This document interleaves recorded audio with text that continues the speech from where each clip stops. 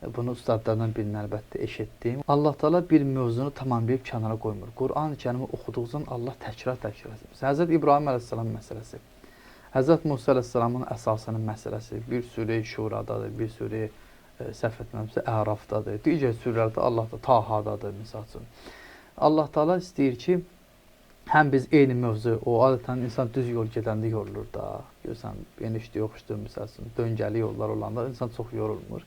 Allah Teala görsən göydən danışır, axirətdən danışır, peyğəmbərlərin hekayəsini danışır, halal haramdan danışır, cənnətdən danışır, cəhənnəmdən danışır, mələklərdən danışır, iman gətirməmiz, əqidəvi, əməli məsələlər.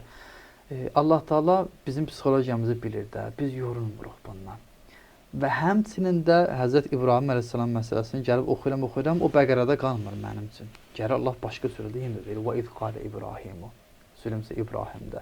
Sonra digər bir surədə həm o təkrarçılıq bizim üçün yenidən o məsələ barəsində düşünməmizə səbəb olur, həm də ki, yoruculuq aradan gedir ki, məsələlər müxtəlif olur və insanın da əslində zehnini açır.